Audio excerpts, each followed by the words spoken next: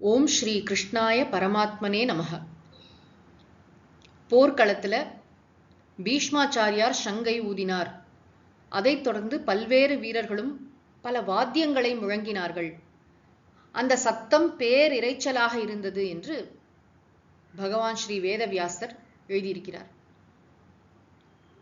இது சஞ்சயர் திருதராஷ்டிர மன்னனிடம் சொல்வது. இதுவரை கௌரவர்கள் பக்கம் என்ன நடந்தது, துரியோதனன் என்ன பேசினான், அவனுடைய ரியாக்ஷன் என்ன, இதை தான் சொல்லி கொண்டிருந்தார். இப்பொழுது சஞ்சயர் கேமராவை பாண்டவர்கள் பக்கம் திருப்புகிறார். பாண்டவர்கள் பக்கம் என்ன நடக்கிறது? ஏன்னா இந்த பக்கம் யுத்தத்துக்கு தயார் என்பது போல சங்கெல்லாம் ஊத தொடங்கியாச்சு. அந்த பக்கம் என்ன நடக்கிறது என்பதை காட்டுகிறார்.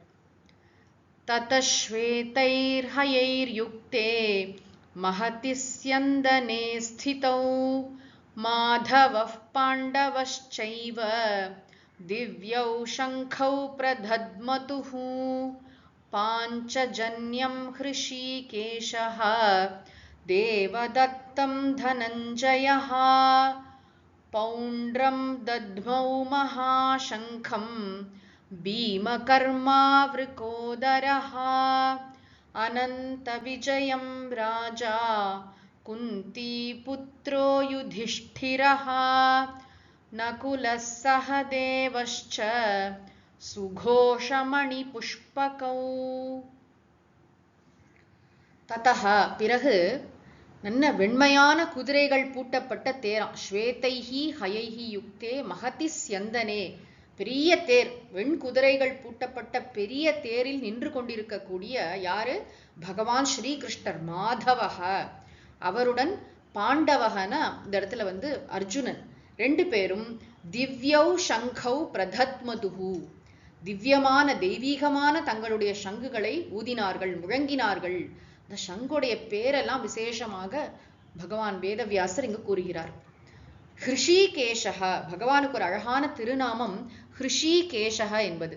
ஹ்ருஷீகம்னு சொன்னா இந்திரியங்கள், இந்திரியங்களை எல்லாம் கட்டி ஆளக்கூடியவர். அதாவது பொறிவாயில் ஐந்தவித்தான் என்று திருவள்ளுவர் அழகாக சொல்வார். இறைவன் பொறிகளை எல்லாம் ஆள்பவர்.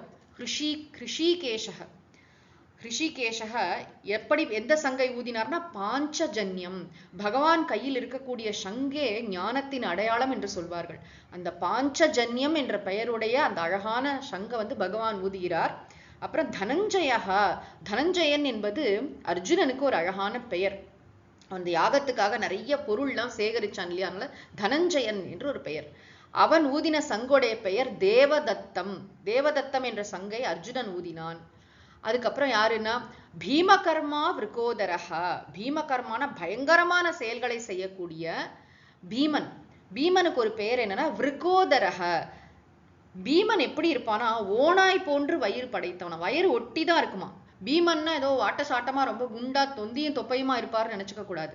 பீமன் ஒட்டிய வயிறு படைத்தவன். விருகோதரஹ, விருக்கம்னு சொன்னா ஓனாய், ஓனாய் போன்று வயர் உடையவன், ஒட்டிய வயருடைய பயங்கரமான செயல்களை செய்யக்கூடிய, அவருடைய சைஸுக்கு இருக்கணும்ல மகாசங்கம், பெரிய சங்கு, அது பேரு பௌண்ட்ரம் என்ற சங்க அவர் பீமன் ஊதுகிறார். அப்புறம் யுதிஷ்டிரஹ, பகவான் தர்மபுத்திரர் இருக்கிறாரே, அவர் யாருன்னா குந்தி புத்ரோ யுதிஷ்டிரஹ, ராஜா தர்மபுத்திரர் இருக்கிறாரே, அவர் ஊதுகின்ற சங்குக்கு பெயர் அனந்த விஜயம். அனந்த விஜயம்னா எப்பொழுதுமே வெற்றி. தர்மபுத்திரருக்கு தானே போர்ல வெற்றி கிடைக்க போகிறது. இந்த எப்பொழுதுமே வெற்றி என்ற பெயருடைய ஒரு சங்கு, அனந்த விஜயம் என்ற பெயருடைய சங்க ஊதுகிறார். அப்புறம் நகுலனும் சகதேவனும் சுகோஷம் மணி புஷ்பகம் என்ற பெயருடைய சங்குகளை ஊதுகிறார். முக்கியமான இவர்களுடைய பெயர்கள் மட்டும் சொல்லப்பட்டிருக்கு. இவர்களுடைய சங்குகளுக்கெல்லாம் பெயர்கள் உண்டு. அந்த பெயரை விசேஷமா இங்க வியாசாச்சாரியார் சொல்கிறார். இப்ப எல்லாருமே பாண்டவர்கள் பக்கமும் சங்க ஊதுகிறார்கள். இவர்கள் மட்டுமல்ல, இவர்கள் கூட பல அரசர்கள் வந்திருக்காங்க இல்லையா, அந்த அரசர்களும் சங்கை ஊத தொடங்குகிறார்கள் என்று தொடர்ந்து அடுத்த ஸ்லோகத்துல பகவான் வேதவியாசர் சொல்வார். அதை நாம் அடுத்த பகுதியில் காண்போம். ஓம் சாந்தி சாந்தி சாந்திஹி. ஹரிஹி ஓம் தத்சத். ஸ்ரீ கிருஷ்ணார்ப்பணமஸ்து.